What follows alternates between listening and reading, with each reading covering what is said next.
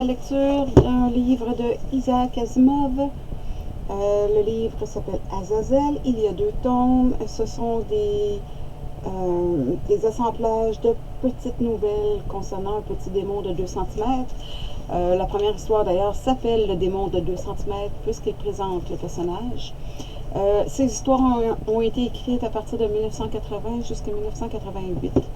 Donc, nous allons commencer avec le tome 1. Si ça vous intéresse, nous continuerons avec le tome 2, puisque je l'ai. Ce devrait être des lectures beaucoup plus rapides que les Arsène Lupin, puisque ce sont des histoires d'une douzaine de pages seulement. Isaac Asimov est reconnu pour être un scientifique qui écrivait des histoires de science-fiction. Par contre, Azazel n'est pas un livre de science-fiction, c'est bel et bien des nouvelles de fantastique. Donc, on parle plus de démons que de robots dans ces histoires. Vous êtes donc avertis, on s'en va dans un univers fantastique. Laissez-vous aller, ça dure une douzaine de pages. Je fis la connaissance de Georges à une convention littéraire, il y a un paquet d'années maintenant, et je me rappelle avoir été frappé par l'expression d'ineffable candeur qu'arborait le visage rond de cet homme entre 2 âges. J'avais aussitôt décidé que c'était un gentleman tout à fait incapable de la plus mince turpitude. En bref, le genre d'individu à qui on n'hésiterait pas à confier son portefeuille le temps d'aller piquer une tête dans la piscine. J'ai oublié, encore une fois, de fermer mon mini-ventilateur. Le son devrait déjà être mieux. Il m'avait reconnu, ma photo ne traîne pas pour rien au dos de tous mes livres, car il me salua cordialement en m'expliquant à quel point il aimait mes romans et mes nouvelles, grâce à quoi je conçus naturellement une haute idée de son intelligence et de ses goûts. Et nous nous serrâmes la main avec effusion. « Je m'appelle Georges Volapük, dit-il. « Volapük, répétai-je pour être sûr de ne pas l'oublier, comme si on pouvait l'oublier. Ce n'est pas très courant comme nom. C'est danois, répondit-il, et très aristocratique. Je descends de Canute, ou Knut, un roi danois qui conquit l'Angleterre au début du XIe siècle. L'un de mes ancêtres était son fils, de la main gauche, bien sûr. Bien sûr, marmonnai-je en me demandant quoi cela allait de soi. On l'appela Knut, comme son père, poursuivit Georges. Et lorsqu'on le présenta au roi, le souverain danois eut ces paroles. Par ma chandelle verte, est-ce là mon héritier? Pas tout à fait, répondit le courtisan qui tenait le jeune Knut dans ses bras, car cet enfant était légitime, sa mère étant la blanchisseuse avec qui vous... Ah ah, répondit le roi, voilà Knut. Et tel fut de cet instant son patronyme, voilà Knut, tout simplement. Ce nom m'a été transmis en droite ligne par les mâles, si ce n'est qu'avec le temps et ses vicissitudes, il s'est transformé en Volapük. Tout ceci en braquant sur moi un regard qui reflétait l'azur même du ciel et distillait une telle ingénuité que le doute n'était pas permis. « Et si nous déjeunions ?» fis-je avec un ample geste de la main en direction d'un somptueux restaurant, à l'évidence réservé aux individus dont le veston s'adornait à l'endroit du portefeuille d'un substantiel renflement. Ne redoutez-vous pas le luxe, un tant soit peu ostentatoire, de cette gargote? Et ne vous semble-t-il pas plutôt que le ravissant self-service qui est juste en face, c'est moi qui invite, ajoutai-je. En regardant mieux, fit Georges, de l'air d'avoir dans la bouche un morceau de lard qui ne voulait pas fondre, je reconnais maintenant cet endroit une atmosphère accueillante qui pourrait en effet convenir. Entre la poire et le fromage, la conversation se réinstalla sur le tapis de la généalogie. Mon ancêtre, voilà Knut, m'expliqua Georges, eut un fils qu'il baptisa Sven, un nom bien danois. C'est vrai, repris-je, le père du roi Knut s'appelait Sven, barbe fourchue. Ce nom s'écrit généralement S-V-E-N de nos jours. Vous n'avez pas besoin de faire étalage de votre science avec moi, cher ami, fit Georges, en se renfrognant un tantinet. On peut supposer que vous avez été gratifié d'une éducation minimale. Pardon, dis-je, quelque peu interloqué. Il eut un geste magnanime de la main, commanda un autre verre de vin et poursuivit. Sven Volapük éprouvait une réelle fascination pour les jeunes représentantes de l'espèce, caractéristiques dont ont d'ailleurs hérité tous les Volapük, et il avait beaucoup de succès auprès d'elles, comme chacun de nous, ajouterai-je, si j'osais. C'est un fait dûment avéré que plus d'une femme, après le départ de ce gaillard, s'exclama en secouant la tête d'un air admiratif. « Oh, quel fils de Knut !» Il s'interrompit pour reprendre abruptement. « Vous voyez ce que c'est qu'un thaumaturge ?» Brumeusement, répondis-je. C'est un mensonge éhonté, mais je ne voulais surtout pas lui donner l'impression de ramener ma science. Mais vous allez me le dire. Un thaumaturge est une sorte de magicien, poursuivit Georges, avec quelque chose qui aurait pu passer pour un soupir de soulagement. Sven se plongea dans les arcanes des sciences occultes, chose possible à cette époque où l'on n'avait pas commencé à honorer les démons du doute et du matérialisme. Il avait le chic pour dénicher des moyens de convaincre les jeunes créatures de se comporter avec cette espèce de douceur et de complaisance qui constitue le summum de la féminité, et de renoncer à toute velléité de protestation, voire de résistance. « Ah ah !» fis-je d'un ton de connivence. Mais pour ce faire, il avait besoin de démons. Aussi mit-il au point quelques moyens de les susciter en brûlant certaines simples et en prononçant de fortes paroles magiques à demi oubliées. Et ça marchait, monsieur Volapük? Appelez-moi Georges, je vous en prie. Bien sûr que ça marchait. Il avait des hordes et des foultitudes de démons à sa solde, car ainsi qu'il le déplorait souvent, les femelles de ce temps-là avaient une tête de mule ou de cochon, sinon des deux, et lui chicanaient ses origines royales en faisant sur la façon dont il descendait du souverain en question des remarques manquant parfois d'aménité. Toujours est-il que lorsque le dit démon avait opéré son sortilège, elle voyait bien qu'il était tout naturel qu'un enfant naturel obéit à la nature. « Vous croyez vraiment, Georges? » demandai-je. « Absolument. Figurez-vous que l'été dernier, dans un vieux château anglais maintenant en ruine, mais qui avait naguère appartenu à ma famille, je suis tombé sur son livre de recettes pour évoquer les démons. Tout y était stipulé. Le nom exact des simples, la façon de les faire brûler, dans quel ordre précis, les paroles à prononcer, et sur quelle intonation, tout. C'était écrit en vieil anglais, ou plutôt en anglo-saxon, vous voyez? Mais il se trouve que je suis en quelque sorte linguiste. Et un léger scepticisme dut se faire sentir. Non, sans blague. Fis-je? Il me jeta un regard hautain. Qu'est-ce qui vous fait dire ça? Ai-je l'air de m'esclaffer? L'ouvrage est parfaitement authentique et j'en ai personnellement testé les recettes. Et vous avez fait apparaître un démon. Parfaitement. Il pointa un index significatif en direction de sa poche poitrine. Il est là? Georges effleura sa poche. Il allait hocher la tête lorsque ses doigts palpèrent quelque chose de révélateur, ou plus exactement, semblèrent ne rien palper du tout. Il jeta un coup d'œil au fond. Il est parti, dit-il, la contrarié. Il s'est dématérialisé. Mais peut-être ne faut-il pas trop lui en vouloir. Il m'avait accompagné hier soir parce qu'il se posait des questions sur cette convention. On comprend. Et je lui ai donné un peu de whisky avec un compte-gouttes. Ça a eu l'air de lui plaire.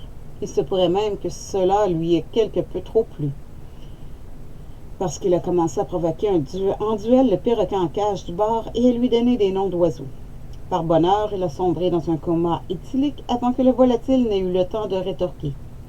Mais ce matin, il ne semblait pas au mieux de sa forme, et je ne serais pas étonné qu'il ait réintégré ses pénates, où qu'elles se trouvent, pour récupérer un tantinet. Là, je ne pouvais pas laisser passer ça. Il ne s'attendait tout de même pas à ce que je gobe ses salades, si? Vous voulez me faire croire que vous avez un démon dans votre poche poitrine. Vous avez tout de suite compris, répondit Georges. C'est agréable d'avoir affaire à quelqu'un qui pige vite. Il était grand comment? 2 centimètres. Mais ça fait moins d'1 pouce. Absolument, tout à fait. 1 pouce fait 2 centimètres et demi, alors. Mais qu'est-ce que ça peut être qu'un démon de 2 centimètres de haut? Un petit démon, fit Georges. Mais comme on dit, mieux vaut un petit qui frétille qu'un gros qui... Tout dépend de ses dispositions d'esprit. Oh, Azazel, puisque tel est son nom, est animé des meilleures intentions du monde. Quelque chose me dit qu'on doit le regarder de très haut par chez lui, car il se donne un mal fou pour m'impressionner par ses pouvoirs. Sauf qu'il refuse obstinément de les employer à faire ma fortune, ainsi que le voudraient les lois les plus élémentaires de la camaraderie. Il prétend que ses pouvoirs ne sauraient être mis au service que de tierces personnes. Allons, allons, Georges, j'ai peine à croire que telle soit l'éthique des enfers. Georges plaça un doigt sur ses lèvres. Ne dites jamais des choses pareilles, mon pauvre ami. Azazel en serait monstrueusement offensé. D'après lui, son monde serait un endroit très correct, voire agréable et parfaitement civilisé. Et c'est avec un respect considérable qu'il parle de son souverain, dont il tait le nom et qu'il appelle seulement l'un dans l'autre. Et il fait vraiment le bien, chaque fois qu'il en a l'occasion. Prenez le cas de ma filleule, Juniper Penn. Juniper Penn, hein? Oui, je vois à la lueur d'intense curiosité qui brille dans votre œil que vous aimeriez connaître son histoire. Et c'est avec plaisir que je m'en vais vous la narrer. Juniper Penn était au début de cette histoire une étudiante de première année aux grands yeux clairs. Une jeune fille douce et innocente, fascinée par l'équipe de basket, dont les membres étaient tous des jeunes gens bien découplés, plus séduisants les uns que les autres. Celui sur lequel les sentiments de la chère petite semblaient s'être plus précisément cristallisés, un dénommé Lander Thompson, était un grand gaillard muni de grandes mains qui s'enroulaient sur le ballon, et potentiellement sur toute chose de la taille et de la forme d'un ballon de basket, d'une façon qui donnait à penser à Juniper. Il était manifestement à l'origine et le destinateur des étincelantes clameurs qui émanaient d'elle lorsqu'elle assistait à l'un de ses matchs. Elle me racontait ses jolis petits rêves, car comme toutes ces jeunes créatures, qu'elles soient ou non mes filleules, elle ne pouvait résister à l'impulsion de se confier à moi. Il faut dire que mon attitude chaleureusement empreinte de dignité invite aux confidences. « Oh, oncle Georges, me disait-elle, il n'y a assurément aucun mal à ce que je fasse en rêve des projets d'avenir avec Lander. Je vois en lui l'un des plus grands joueurs de basket de l'univers. Je sais qu'il est de l'étoffe des plus immenses professionnels de tous les temps et qu'il devrait être incessamment détenteur d'un contrat en béton ou plutôt en or massif. Ce n'est pas comme si j'étais exigeante. Tout ce que je demande à la vie, c'est une belle petite demeure couverte de vignes vierges, un minuscule jardin qui s'étendrait à perte de vue, un simple bataillon de serviteurs organisés en escouade, tous mes vêtements classés par ordre alphabétique pour chaque jour de la semaine et tous les mois de l'année. Mais je me devais d'interrompre son charmant babil. Ma chère enfant, il y a juste un bémol dans votre petit programme. Lander n'est pas un très bon joueur de basket et il est peu vraisemblable qu'on lui fasse jamais signer un contrat faramineux. C'est tellement injuste, dit-elle avec un adorable mot. Pourquoi n'est-il pas un très grand joueur de basket? Parce que c'est ainsi que va le monde. Pourquoi ne pas plutôt accorder votre juvénile affection à un bon joueur de basket? Ou, les choses étant ce qu'elles sont, à un jeune et honnête agent de change de Wall Street dûment initié, comme il se doit? En fait, j'y avais bien pensé toute seule, oncle Georges, mais il se trouve que c'est Lander que j'aime. Il y a des moments où je me demande, en pensant à lui, l'argent est-il vraiment si important? Silence, jeune personne, m'exclamai-je outré. Les femmes d'aujourd'hui ont vraiment une façon de parler. Mais pourquoi ne pourrais-je avoir aussi la fortune? Est-ce vraiment trop demandé? Était-ce vraiment trop demandé, en effet? Après tout, j'avais un démon à ma disposition. Un petit démon, certes, mais avec un cœur gros comme ça.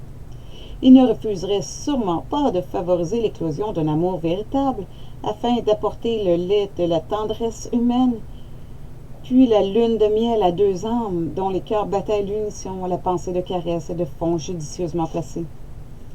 Azazel m'écoutait avec attention lorsque je l'eus invoqué à l'aide des formules magiques appropriées. Non, je ne vous dirai pas en quoi elles consistent. N'avez-vous véritablement aucune éthique personnelle? Comme je disais donc, il m'écoutait attentivement, mais avec ce qui me parut être une absence totale de cette franche sympathie à laquelle j'étais en droit de prétendre. Je l'avais, j'en conviens, attiré dans notre continuum, alors qu'il se trouvait dans une sorte de bain turc, car il était enroulé dans une petite serviette et grelottait avec beaucoup d'ardeur, et sa voix paraissait plus aiguë et plus stridente que jamais. En réalité, je ne pense pas que ce soit vraiment sa voix. Je crois plutôt qu'il s'agit d'une sorte de communication télépathique. Quoi qu'il en soit, j'entendais, ou j'avais l'impression d'entendre, une petite voix au perché. « Qu'est-ce que c'est que cette histoire de pastèque-balle? » demanda-t-il. « Vous jouez au ballon avec des pastèques maintenant? Et puis d'abord, qu'est-ce que c'est qu'une pastèque? » Je m'efforçais de lui expliquer la chose. Basketball, nom masculin, mot américain, balle au panier. etc., etc. Mais il y a des moments où, pour un démon, il n'est vraiment pas malin. Il me contemplait comme si je n'avais pas été en train de lui expliquer toutes les subtilités de l'affaire avec une clarté lumineuse. « Je ne pourrais pas plutôt voir comment ça se passe ?» demanda-t-il enfin. « Oh, mais bien sûr, répondis-je. Il y a justement un match ce soir et Lander m'a donné un billet. Tu n'auras qu'à venir dans ma poche. »« Parfait, fit Azazel. Rappelle-moi quand tu seras prêt à partir. Pour l'instant, il faut que je retourne à mon Zimjing. » J'augurai qu'il voulait parler de son sauna, mais je n'eus pas le temps de lui poser la question. Il avait déjà disparu. Je dois à la vérité de reconnaître que je trouve parfaitement exaspérant que l'on place ces minables et mesquines petites affaires au-dessus des intérêts vitaux auxquels je me trouve confronté. Ce qui, cher ami, me fait penser que le garçon semble tenter d'attirer votre attention. Je crois qu'il a une addition pour vous. Veuillez, je vous prie, la prendre de sorte que je puisse poursuivre mon récit. Je me rendis donc au match de basket ce soir-là, avec Azazel dans ma poche. Il passa la tête par-dessus le bord afin de suivre la partie. Et je ne vous dis pas les questions qu'il aurait suscitées si quelqu'un l'avait repéré. Il a la peau rouge vif et 2 trognons de cornes sur le front. On ne peut pas se féliciter qu'il ne soit pas complètement sorti. On ne peut que se féliciter qu'il ne soit pas complètement sorti de ma poche. Sa queue robuste d'1 centimètre de long constitue en effet un trait marquant et parfaitement répugnant de sa physionomie. N'étant pas personnellement un réel aficionado du basket, je préférais laisser Azazel tirer ses propres conclusions du spectacle qui s'offrait à lui. Bien que plus démoniaque qu'humaine, son intelligence peut être parfois assez diabolique. J'ai cru déduire, me dit-il après le match, pas autant qu'il y ait quelque chose à comprendre à l'acharnement des grands balourds maladroits et rigoureusement dénués d'intérêt qui se démenaient dans l'arène, qu'une certaine excitation se faisait sentir chaque fois que cette balle passait dans l'un des arceaux. C'est ça, dis-je, on marque un panier, tu vois. Ainsi donc, ton protégé deviendrait l'idole de ce jeu stupide s'il parvenait à envoyer à chaque fois la balle dans le... Comment dis-tu déjà? Le panier. Exactement. Azazel tordit sa queue d'un air pensif. Ça ne devrait pas être trop difficile. Il n'y a qu'à ajuster ses réflexes pour lui permettre de déterminer l'angle, la hauteur, la force. Voyons, fit-il, après avoir ruminé en silence pendant un instant. J'ai étudié et enregistré son complexe de coordination personnelle pendant ce match. Oui, c'est faisable. Je dirais même, c'est fait. Ton Lander n'aura plus aucun problème à faire passer le ballon dans le cabas. Ce n'est pas sans une certaine excitation que j'attendis le prochain match de la saison. Je n'avais rien dit à la jeune génitaire.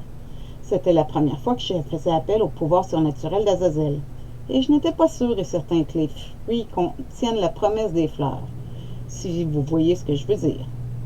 De plus, je voulais lui laisser la surprise. Ça, pour être une surprise, c'en fut une. Tout autant pour moi d'ailleurs. Le match arriva enfin. L'équipe locale de la fac Voyouville, que Lander contribuait si peu à éclairer de son flambeau, affrontait les grandes brutes efflanquées du collège de redressement Al Capone, et on s'attendait à une rencontre épique.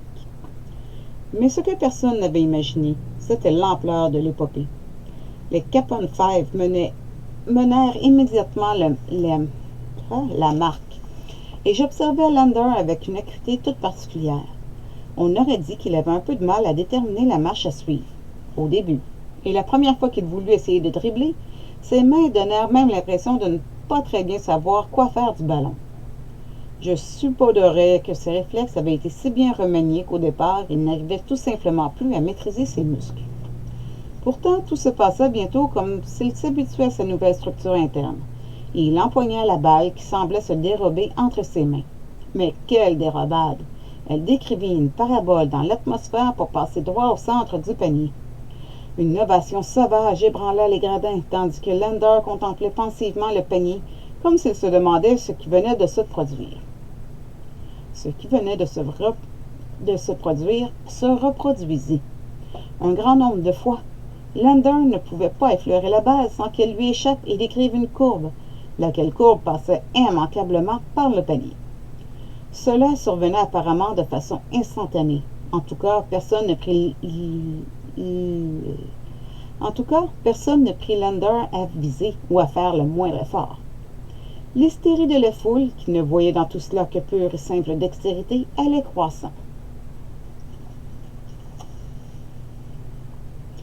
Mais ce qui devait arriver arriva, et le match ne tarda pas à sombrer dans le chaos. Des coups de sifflet hostiles se firent bientôt entendre dans les gradins. Les pensionnaires couturés de cicatrices et aux nez cassés qui supportaient les récidivistes d'Al Capone se mirent à proférer d'un organe véhément des remarques peu flatteuses, voire discourtoises, et les spectateurs en vinrent au point un peu partout sur les bancs. Vous voyez, ce qu'Azazel n'avait pas compris, et que j'avais oublié de lui préciser, pensant que c'était évident, c'est que les deux paniers du terrain n'étaient pas rigoureusement identiques. Il y avait celui de l'équipe locale et celui de l'équipe invitée, et chaque joueur visait le panier de l'équipe adverse. Quant au ballon, avec la lamentable ignorance propre à tout objet inanimé, il passait par le panier le plus proche de Lander chaque fois que celui-ci s'en emparait, avec pour résultat que de temps à autre, Lander réussissait à marquer contre son propre camp, ce qu'il persistait à faire en dépit des remontrances amicales que lui beuglait puissamment, à travers l'écume qui moussait ses lèvres, l'entraîneur de Voyouville, Pépé Méclar, alias La Griffe et la Dent, lequel dénuda ses quenottes dans un soupir nostalgique lorsqu'il lui fallut éjecter Lander de la partie et se mit à sangloter sans retenue lorsqu'on lui désincrusta, afin de pouvoir procéder à l'expulsion requise, les doigts de la gorge du dit Lander. Après cela, mon pauvre ami Lander ne fut plus jamais le même. J'aurais compris naturellement qu'il cherche l'oubli dans la boisson et s'anéantisse dans une morne et mélancolieuse soulographie. Qui aurait pu lui en vouloir? Mais il tomba plus bas encore dans la déchéance. Il se consacra à des études. Sous les regards méprisants, parfois même empreints de pitié de ses congénères, il s'adonna à la lecture, s'enterra dans les livres et s'abîma dans les profondeurs moites du savoir. En dépit de quoi, Juniper s'accrochait à lui. « Il a besoin de moi, disait-elle, les yeux embués de larmes qui ne voulaient pas couler. » Ne reculant devant aucun sacrifice, elle alla jusqu'à l'épouser lorsqu'ils eurent l'un et l'autre obtenu leur diplôme. Elle ne le laissa pas davantage tomber lorsque, sombrant plus bas que tout, il reçut la marque d'infamie suprême, un doctorat d'État. Ils habitent maintenant, Juniper et lui, un petit appartement, quelque part dans un quartier chic. Ils donnent des cours de physique tout en poursuivant des recherches en cosmogonie, à ce que j'ai cru comprendre. Il gagne 60 000 $ par an, et ceux qui l'ont connu à l'époque, où il était un respectable athlète, parlent de lui, tout bas et d'un air effarouché, comme le candidat possible au prix Nobel. Juniper ne se plaint pas, mais elle reste fidèle à son idole déchue. Elle n'exprime jamais sa frustration, pas plus dans ses paroles que dans ses actes. Mais elle ne peut abuser son vieux parrain. Je sais bien que de temps en temps, elle a une pensée mélancolique pour la somptueuse petite demeure couverte de vignes vierges qui ne sera jamais la sienne, et les collines qui se perdaient dans le lointain à l'horizon du minuscule domaine de ses rêves. Voilà toute l'histoire, conclut Georges, en raflant la monnaie que le garçon avait rapportée et en recopiant le montant du reçu de la carte de crédit, afin de le déduire de sa déclaration de revenus, sans doute. À votre place, ajouta-t-il, je laisserai un bon pourboire. C'est ce que je fis, dans un état second, tandis que Georges s'éloignait avec un grand sourire. Je me fichais pas mal qu'il ait récupéré la monnaie. Je me disais que Georges n'avait gagné qu'un déjeuner, là où j'avais recueilli une histoire que je pourrais faire mienne et qui me rapporterait plusieurs fois le prix du dit déjeuner. Je pris même la décision de l'inviter à partager un repas, de temps à autre. Ainsi commencent les chroniques d'Azazel. Si jamais vous avez un talent en dessin et que vous aimeriez me faire un dessin d'Azazel, ça me ferait plaisir de l'inclure dans les images qui défilent pendant que je lis les petites nouvelles. Demain, on fera encore une chronique d'Azazel. C'est dans la nuit des champs. Bonne journée!